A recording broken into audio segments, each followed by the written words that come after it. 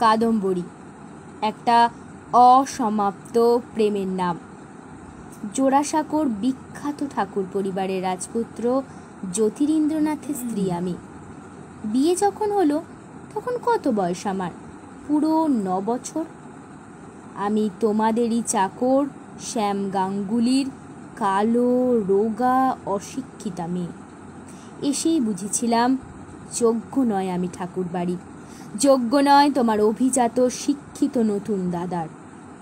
তোমাদের চাকরের মেয়ে বিয়ের পর বাড়ির অন্দরমহলে যাওয়ার অধিকার পেল, কিন্তু বাবা চাকর বলে সে অধিকার পেলেন না কখনো। তিনিও যে আত্মীয় সেটা ভাবার উদারতা তোমাদের বাড়িতে ছিল না কোনো দিন, কারণ তোমাদের দয়ার দানে আমাদের সংসার চলত, তোমাদের উচ্ছিষ্ট ভোজনে খুন নিবৃত্ত হতো আমাদের।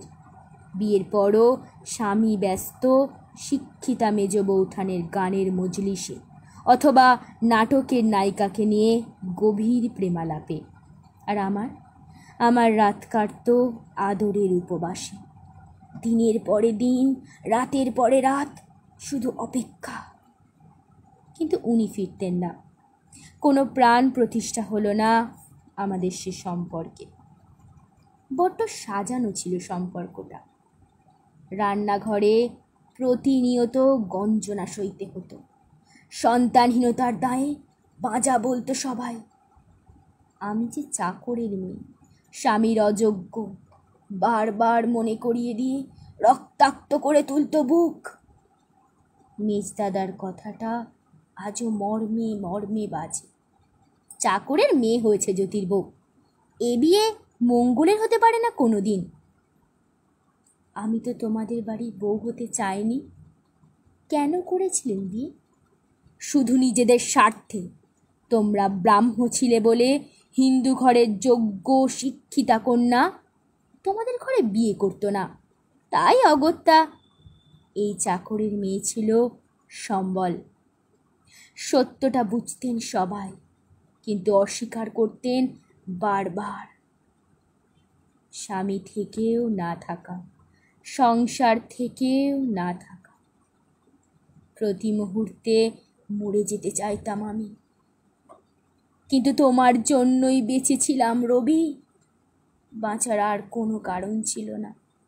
জ্ঞানে গুণে প্রাণের প্লাবনে তুমি ছিলে অনন্য। তুমি ছিলে আমার অবলম্বন। সমস্ত অপমানের প্রতিষেধক ছিল তোমার গান, ভাষা আর আদরে। একমাত্র তুমি বুঝেছিলে আমার দহন। সে দহনে জ্বালিয়ে নিয়েছিলে নিজেকেও। তোমার আমার হাতে গড়া শখের নন্দন কানন, যেখানে প্রথম তুমি কাছে টেনে চুমু খেয়েছিলে আমার ঠোঁটে, সারা শরীর কাঁটা দিয়ে উঠেছিল আমার, একটা ভয়ে, একটা আবেগে। তুমি অভয় দিয়ে বলেছিলে, এটা নন্দন কানন, মর্তের দৃষ্টি এখানে পড়ে না। আমি অভিভূত হয়েছিলাম তোমার বাক্যবাণী। এই তো সেদিন বৃষ্টির মাঝে মালতীলতার আড়ালে হঠাৎ তুমি টেনে নিয়েছিলে তোমার বুকে। সে টানে অন্তরের উজান ছিল রবি।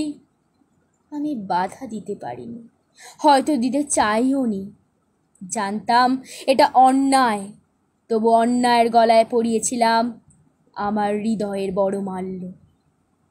এ অন্যায় সেদিন আমার কাছে ছিল পবিত্র পুষ্পের মতো। বহুদিনের আদরের উপবাস সেদিন ভেঙে গিয়েছিল হৃদয়ে প্রবাহে। ফুরিয়ে যায়নি তোমার অধরামৃতের স্বাদ আজও। কিন্তু এখন জীবন ফুরিয়ে যেতে বসেছে। আজ আমি শুধু অমঙ্গল নয়, তোমাকে ভালোবেসে অসতীও।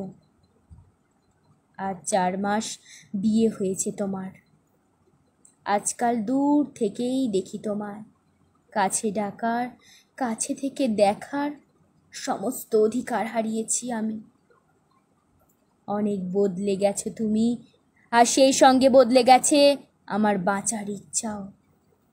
আগে প্রতি দুপুরে ছুটে আসতে নতুন কবিতা নিয়ে, আমার হৃদয়ে ছন্দ তুলে বলতে, এ কবিতা শুধু তোমার আর আমার। আজ বুঝেছি মিথ্যে বলতে তুমি, কেন বলতে, কেন আমার অনুরাগ নিয়ে এত খেলা খেলতে। আজও তোমার অপেক্ষায় থাকি রবি, তোমার পায়ের শব্দ হৃদয়ে অনুভব করি।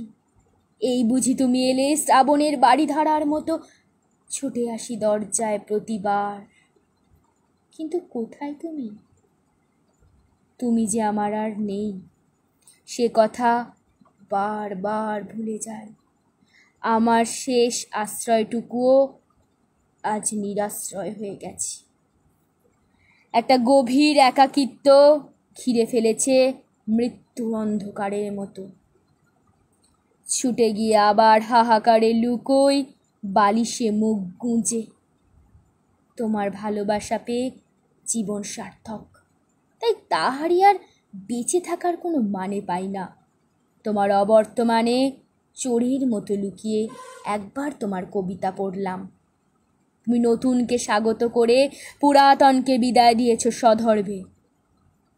তুমি শুধু শুধু ছলনা করলে রবি, কিন্তু বিশ্বাস করো আমার কোনো ছলনা ছিল না।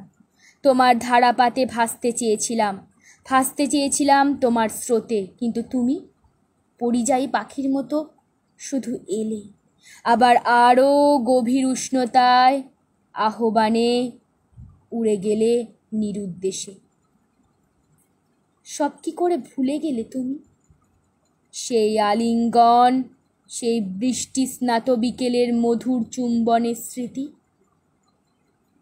নন্দনকাননের সেই অমল সকাল, কবিতা পাঠের সেই নিঝুম দুপুর, বারান্দায় সেই বর্ণিল বিকেল, ছাদের সেই স্নিগ্ধ সন্ধ্যা, সবই রেখে গেলাম তোমার আর নতুন বউঠানের তরে। ওগুলো এখন বিষের মতো লাগে আমার। রবিহীনে জীবন শুধু নিশ্ছিদ্র অন্ধকার। আজ এই অসতির বিদায়, আমার চিঠিখানি পড়ে জ্বালিয়ে দিও আমার চিতার সঙ্গে। আমার সাধের নন্দনকানন আজ আদরের অভাবে শুকিয়ে গেছে।